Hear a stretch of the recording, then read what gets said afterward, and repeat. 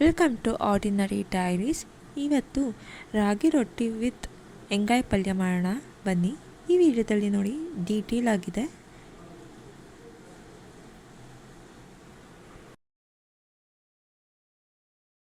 ನಾನು ಸ್ಟಾರ್ಟಿಂಗೇ ರಾಗಿ ರೊಟ್ಟಿಗೆ ಪ್ರಿಪ್ರೇಷನ್ ಮಾಡ್ಕೋತಾ ಇದ್ದೀನಿ. ಯಾಕಂದರೆ ಹಿಟ್ಟನ್ನು ನಾದಬೇಕಾದ್ರೆ ಸ್ವಲ್ಪ ಆರಿರಬೇಕಾಗಿರುತ್ತೆ, ತುಂಬ ಬಿಸಿ ಇದೆ, ಕೈ ಹಾಕೋಕ್ಕಾಗಲ್ಲ. ಸೊ ನಾನು ಈ ಒಂದು ಪಾತ್ರೆಗೆ 2 ಲೋಟದಷ್ಟು ನೀರು ಹಾಕ್ತಾಯಿದ್ದೀನಿ. ಯಾರು ಲೋಟನಾರ ತೊಗೋಬೋದು. 2 ಲೋಟ ನೀರು, ಸ್ವಲ್ಪ ಉಪ್ಪು ಹಾಕ್ತಾಯಿದ್ದೀನಿ. ಈ ಲೋಟದಲ್ಲಿ 2 ಲೋಟ ತೊಗೊಂಡಿದ್ದೀನಿ ನಾನು.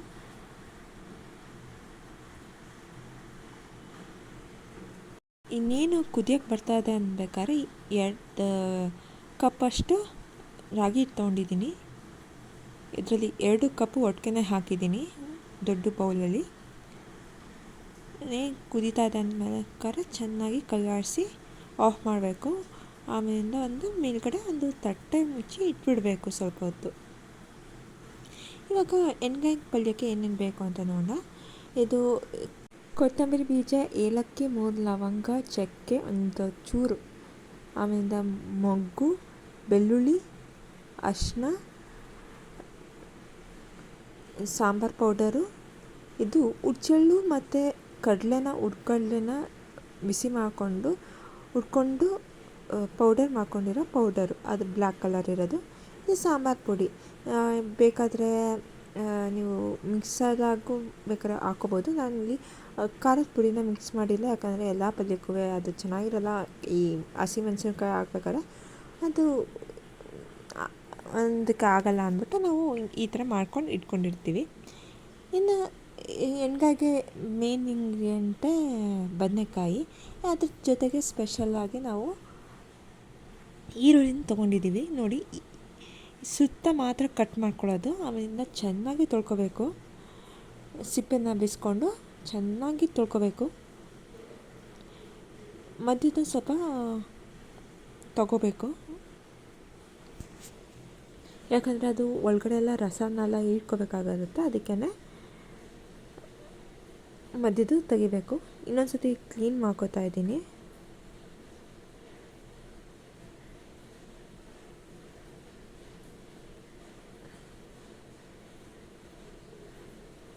ಇವಾಗ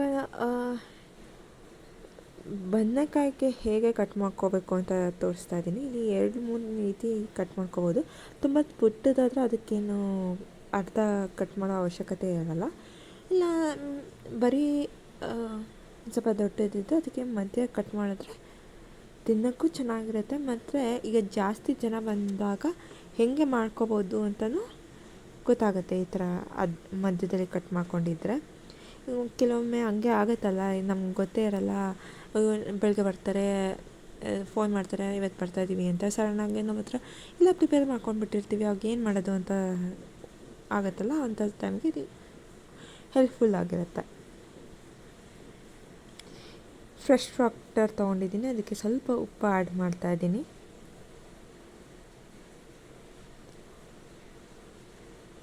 ಇವಾಗ ನೋಡೋಣ ಹೇಗೆ ಕಟ್ ಮಾಡ್ಕೋಬೋದು ಅಂತ.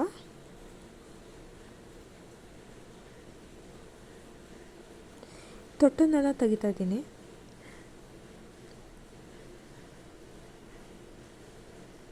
ನೋಡಿ, ಮಧ್ಯಕ್ಕೂ ಕಟ್ ಮಾಡ್ಕೋಬೋದು, ಇಲ್ಲಾಂದರೆ ಮಧ್ಯ ಜಸ್ಟ್ ಎಕ್ಸ್ ಶೇಪಲ್ಲಿ ಕಟ್ ಮಾಡ್ಬೋದು.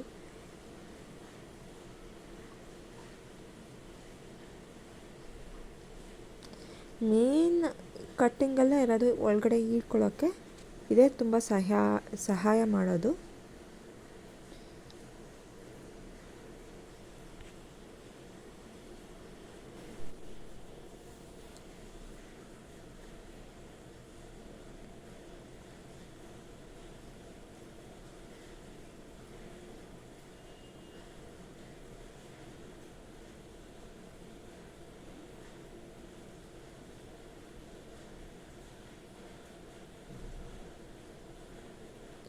ಈ ಥರ ಟಿಕ್ಟಾಕ್ ಶೇಪಲ್ಲಿ ಮಾಡ್ಕೋಬೋದು, ಇಲ್ಲ ಮತ್ತು ಎಕ್ಸ್ ಶೇಪಲ್ಲೇ ಮಾಡ್ಕೋಬೋದು. 2-3 ಥರನೂ ಮಾಡ್ಕೋಬೋದು.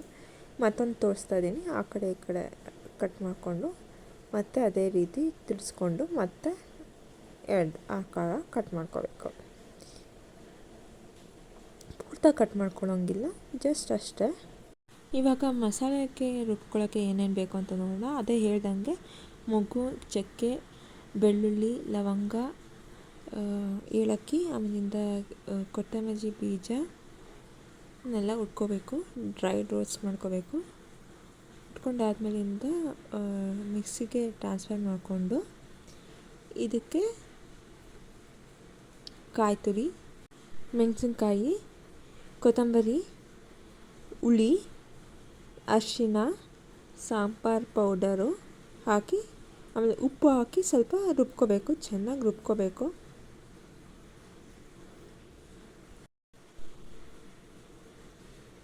ಇದು ಮೆಣಸಿನ್ಕಾಯಿನ ಯಾಕೆ ಮುರಿದಾಕ್ತಾಯಿದ್ದೀನಿ ಅಂತ ಅಂದರೆ ಅದು ಎಲ್ಲ ಕಡೆ ನೀಟಾಗಿ ಗ್ರೈಂಡ್ ಆಗಲಿ ಅಂತ ಅಷ್ಟೇ.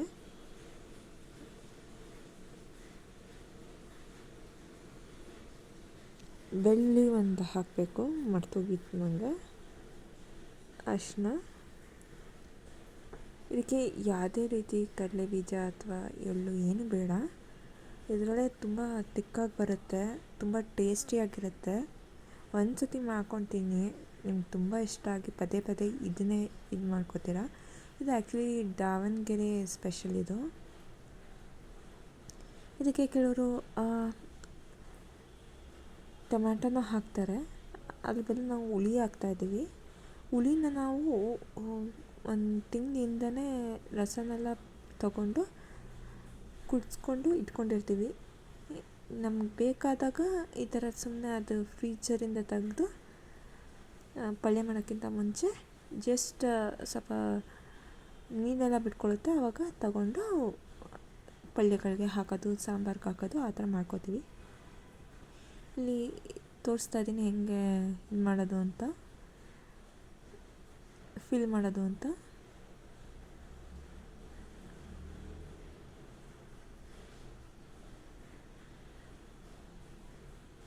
ಇದೆಲ್ಲ ಎಲ್ಲರಿಗೂ ಗೊತ್ತಿರುತ್ತೆ ಆ್ಯಕ್ಚುಲಾಗಿ, ತೀರಾ ಹೊಸಬ್ರಾಗಾದರೆ ಗೊತ್ತಾಗಲ್ಲ ಅಷ್ಟೇ. ಈ ಥರ ಎಲ್ಲನೂ ಫಿಲ್ ಮಾಡ್ಕೋಬೇಕು.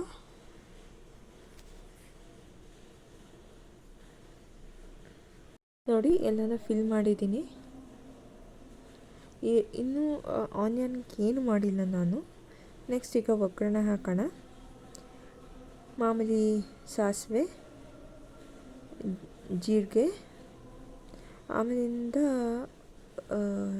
ಈರುಳ್ಳಿನ ಡೈರೆಕ್ಟಾಗಿ ಹಾಕ್ತಾಯಿದ್ದೀನಿ. ಸ್ವಲ್ಪ ನಿಧಾನಕ್ಕೆ ಹಾಕಿ, ಯಾಕಂದರೆ ಸಿಗಿರುತ್ತೆ ಅದು ತುಂಬ ಬೇಗ. ಮತ್ತು ಫಿಲ್ ಮಾಡ್ಕೊಂಡಿರೋ ಮಸಾಲೆದು ಹಾಕ್ತಾಯಿದ್ದೀನಿ. ಆಮೇಲೆ ಮಿಕ್ಕಿರೋ ಮಸಾಲೆನೂ ಹಾಕಿ ಕುದಿಸ್ಕೊತಾ ಇದ್ದೀನಿ, ಸ್ವಲ್ಪ ನೀರು ಹಾಕಿ. ಅಂದರೆ ಮಿಕ್ಸಿಲೆಲ್ಲ ತೊಳೆದ ತಕ್ಷಣ ಬರುತ್ತಲ್ಲ, ಅದನ್ನೇ ಹಾಕಿ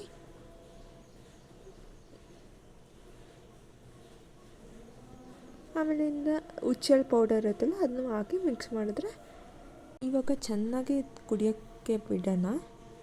ಅಲ್ಲಿ ಆಮೇಲಿಂದ ನಾವು ರೊಟ್ಟಿ ಮಾಡೋಕ್ಕೆ ಹೋಗೋಣ. ಏನಿಲ್ಲ, ಸ್ವಲ್ಪ ಇದೆಲ್ಲ ಸ್ವಲ್ಪ ಆರಿರುತ್ತೆ.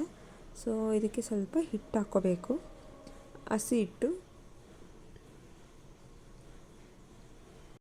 ಚೆನ್ನಾಗಿ ನಾದ್ಕೋಬೇಕು, ಆಮೇಲೆ ಹಿಂಗಾಗುತ್ತೆ ನೋಡಿ. ಇದು ಚೆನ್ನಾಗಿ ಕುದ್ದು ಈ ಥರ ಎಣ್ಣೆ ಎಲ್ಲ ಬಿಟ್ಕೋಬೇಕು. ಇವಾಗ ಪಲ್ಯ ರೆಡಿ. ಎಷ್ಟು ಮಟ್ಟಿಗೆ ನಾದ್ಕೊಂಡಿರಬೇಕು ಅಂದರೆ ನೀರು ಹಾಕಿದ್ರೂ ಕೈಗೆ ಅಂಟ್ಕೋಬಾರ್ದು. ನೋಡಿ ನೀರು ಹಾಕಿದ್ದೀನಿ ಅಂದರೂ ಅಂಟ್ಕೋತಾ ಇಲ್ಲ. ಆಮೇಲೆ ಯಾವುದೇ ಶೇಪ್ ಮಾಡಿದ್ರೂ ಅದು ಬರಬೇಕು. ಹಿಂಗಿದ್ರೆ ಮಾತ್ರ ರೊಟ್ಟಿ ಅದಕ್ಕಿರುತ್ತೆ ಮತ್ತು ಇದು ಕಿತ್ತೋಗಲ್ಲ. ಆಮೇಲಿಂದ ಒಂದು ಟಿಪ್ಸ್ ಹೇಳ್ತೀನಿ. ನೀವು ಯಾವುದೇ ರೊಟ್ಟಿ ಮಾಡೋದಾದರೆ ಅಕ್ಕಿ ಹಿಟ್ಟನ್ನ ಉದ್ದಕ್ಕೆ ಬಳಸ್ಕೊಳ್ಳಿ. ಈವನ್ ಚಪಾತಿಗೂ ಅಷ್ಟೇ ಅದು ಅಕ್ಕಿ ಹಿಟ್ಟನ್ನೇ ಯೂಸ್ ಮಾಡ್ಕೊಳ್ಳಿ, ಯಾಕಂದರೆ ಅದು ಅಂಟ್ಕೊಳ್ಳಲ್ಲ ಅಷ್ಟು ಈಸಿಯಾಗಿ. ಸೊ ಆಮೇಲಿಂದ ಇನ್ನೊಂದು ಟಿಪ್ ಇದೆ. ಈಗ ನೀವು ಎರಡು ಕಡೆನೂ ಹಾಕಿ ಉದ್ದಬೇಡಿ, ಒಂದೇ ಕಡೆ ಇದು ಹಾಕ್ಕೊಂಡು ಅಂದರೆ ಹಿಟ್ಟು ಹಾಕ್ಕೊಂಡು ಉದ್ದಿ. ನೋಡಿ ಈಗ ನಾನು ಉದ್ದುತ್ತಾ ಇದ್ದೀನಿ ರೊಟ್ಟಿನ, ಎಲ್ಲೂ ಏನೂ ಕಿತ್ತೋಗಲ್ಲ. ಎಷ್ಟು ನೀಟಾಗಿ ಬರ್ತಾ ಇದೆ.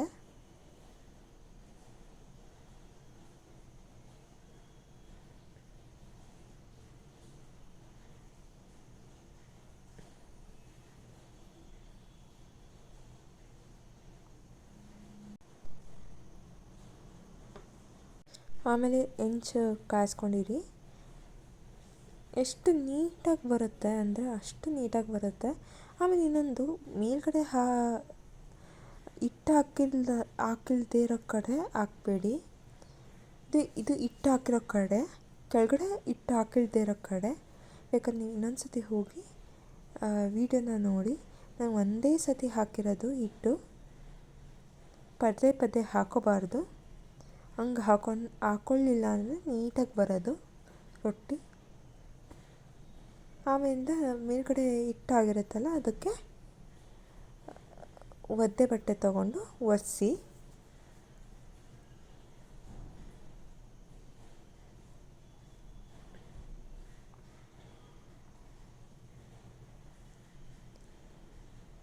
ಒಂಚೂರು ಬಬಲ್ಸ್ ಬರ್ತಿದ್ದಂಗೆ ಅದು ಆಗಿರುತ್ತೆ. ಮೆತ್ತಗೆ ಎಲ್ಲ ಕಡೆಯಿಂದನೂ ಬಿಡಿಸ್ಕೊಂಡು ಪಲ್ಟಾಯಿಸಿ ರೊಟ್ಟಿನ.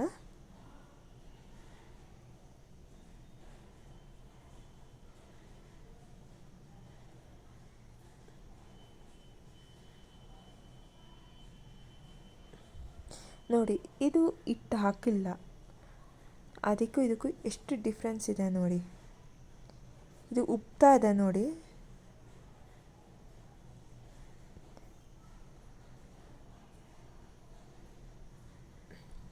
ಇಷ್ಟೇ, ರೊಟ್ಟಿ ವಿತ್ ಎಣ್ಗಾಯಿ ಪಲ್ಯ ರೆಡಿ.